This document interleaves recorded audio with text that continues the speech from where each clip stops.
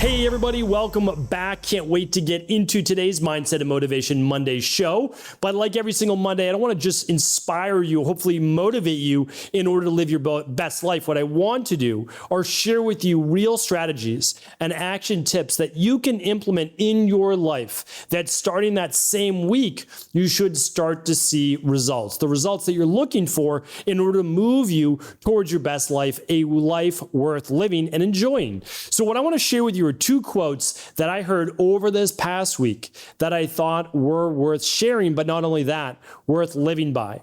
So the first one goes like this, and I really think that, quotes are nice, right? And that we sometimes feel inspired by them, but I think these ones are worth sharing because as we begin to implement them in our life, our lives become infinitely better, and I will share with you why.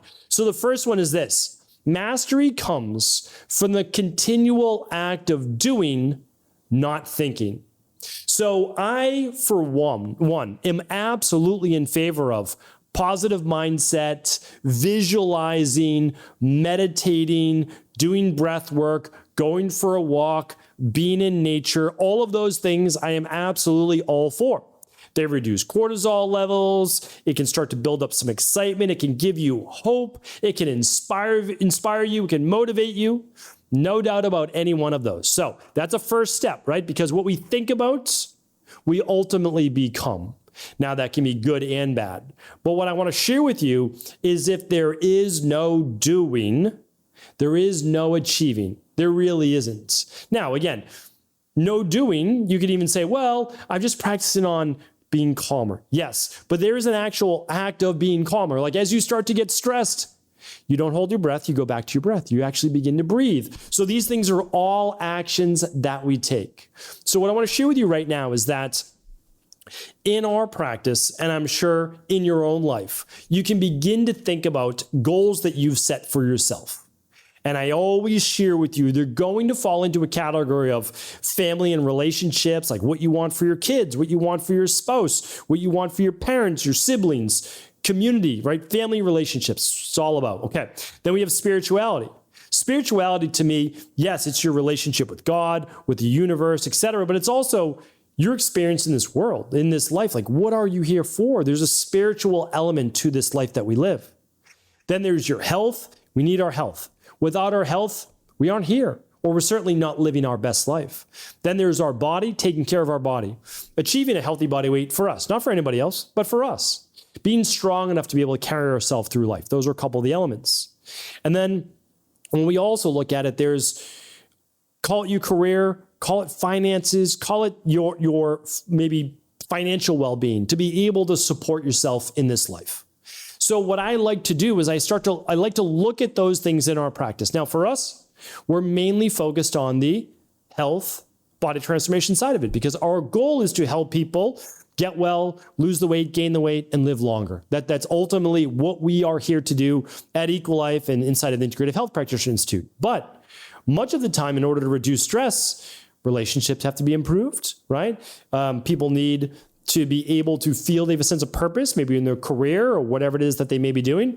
And there's usually a spiritual-based element that makes them feel more grounded. So what I want to share with you, though, is that no matter what goal it is, there has to be actions that move you forward to ultimately achieving those goals. Because as much as I wanted to get well when I was in my teens and 20s, just thinking I wanted to become well was not going to make me well. First, I saw conventional medicine doctors. Then I saw some natural health doctors. Then ultimately, I met my mentor, Dr. Pete. All of those things took actions, and the plans took actions. The exercise, the walking, nutritional supplements, the diets, the sleep, whatever it was. It all took work. And it didn't work right away. That's the thing, is like I didn't have all of the best plans. But by moving through the work, it actually allowed me then to measure and even know, like, oh, this works and what doesn't work, right? And so part of the process is that we actually need to just get going. We need to just get going towards our goal. And honestly, and I've said this before and many other people have as well, is you're never going to have all the answers. You're just not. So you may as well move from the thinking process and visualizing process to the doing process if you hope to get the gets, right? There's the be, the do, and the get. So if you want to move through the process, the be is the visualization and the inspiration to feel like you are someone now to do, to take the actions, to get the life that you ultimately want. For me, I wanted health.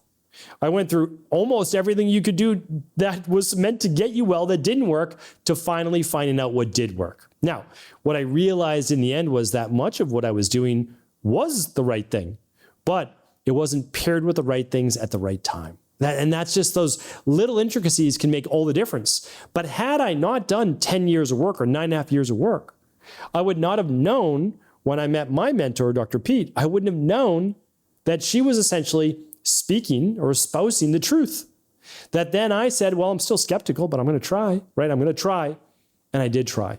And that made all the difference. I was able to then get well, not in 10 years, but in 6 months. So a huge difference. All right. So the first one is mastery comes from the continual act of doing, not just thinking. And I don't want to denigrate or put down thinking. The thinking, the planning is important, but most people don't need more than a couple of weeks of the thinking and the planning before they can start their first steps. Not everything, but they can start to begin to act. All right. The second quote that goes along with the first one, I can't attribute the first one to anyone in particular, just a quote that I saw. It's said unknown. I basically took the quote and worded it in a way that I thought would best serve. Now, the second one comes from Chris Williamson, popular podcaster, host, has some great conversations, I think, with a lot of individuals. Unfortunately, I don't get to listen to, a lot of long podcast-based shows, but I know that Chris is a deep thinker. He is someone that wants to ask questions that will really, as I do, I get to the underlying root cause as to why someone's not well. He wants to get to the underlying root cause of why someone thinks a certain way, for better or for worse, like whatever that person thinks, he wants to know more about it. Well, one thing that he said, and I thought this quote was actually interesting. Actually, I thought about this one for a couple minutes. He says that consistency is a selection mechanism.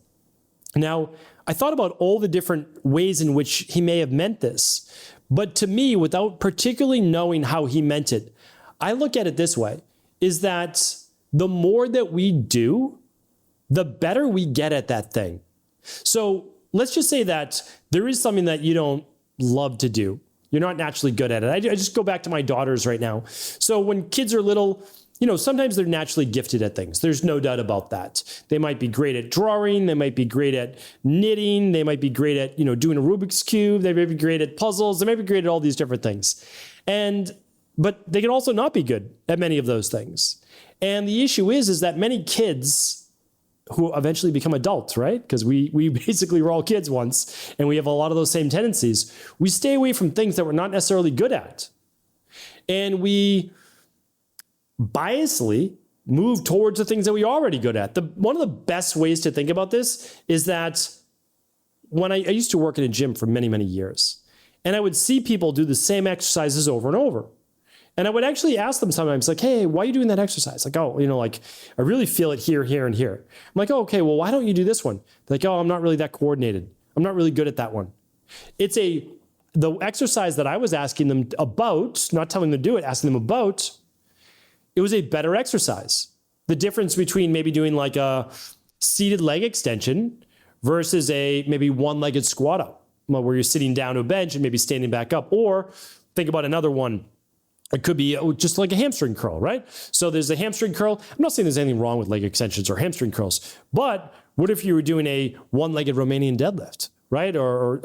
Anyway, they're just much better exercises. Well, more challenging, person tried them, wasn't initially good at them, stopped doing them in favor as to what they are good at. Well, here's the issue. They're already good at them. They're basically maxed out on what they can do with the results there, and they continue to keep on doing it, right? When the exercise that really is the catalyst for change, the one that's going to get them better body transformation results, become stronger, more stable, fall resistant, etc., are the ones that they are excluding from their program. Now, here's the thing though. If that client or that person began to work on the one-legged squat ups, and instead of going down to like maybe their knee height, they just went down like 6 inches, 8 inches, and started there. Oh, okay, that's not too bad. I can stand back up. The next week I go down 1 more inch. The next week, another inch. Eventually, they are doing the thing they were never able to do. And now their results aren't going to just double. I mean, they're going to be exponential. They're going to get at least 3x the amount of results doing something that's engaging far more muscle with a closed chain exercise. Like, it's just going to be a compound movement. It's just going to be so much better for their overall health. Well, the same thing goes in literally anything. What we do more and practice more, we get better at. But at the same token is that many of us, myself included, we oftentimes steer away from the things that we know we need to do in order to improve our health, body, relationships, career, spirituality. But once we just get started, going back to the first quote, just getting started, and then continuing with it, we get better at it. And because we get better at it, here's the thing, we're going to want to do it more. We're good at it, right? So that's that ego playing into it a little bit more as well. So better to start as a novice and look at this as basically just one of life's challenges and obstacles in order to grow and improve, and not need to be great at everything the first time we try it. I also look at it this way though as well. Consistency is a selection mechanism, is that when we do something day in and day out, we also don't just get better at it, we become more passionate about it. And I'm going to give you a little example. I am not someone that enjoys running. I am not. In high school, I ran cross country. I did track and field. I always, excelled in terms of like sprinting at basketball when I played, and it was fine. I didn't love them. But the more I did them, the better I got, the better it kind of fed the ego, felt good about it though. The more I got into it, the more passionate I got. Now, I left that for many years, came back to it for something like sprint triathlons. I just wanted a different challenge for my body. And I ended up loving it because I loved the gear, the technique. I hired swim coach. I got into it, became more passionate about it. Let that go. Really, since my oldest daughter was about 2-3 years, I stopped. I had a busy practice. I had 2 young kids, and now I'm getting back into it. Well, for 4 months, not good, like literally not good at getting out there and running. I got out there and I ran, but I wasn't good at it. And just starting to click just a little bit, just consistency, 3 times a week. And what I found though, is now, I'm making a little progress. The runs aren't incredibly difficult anymore.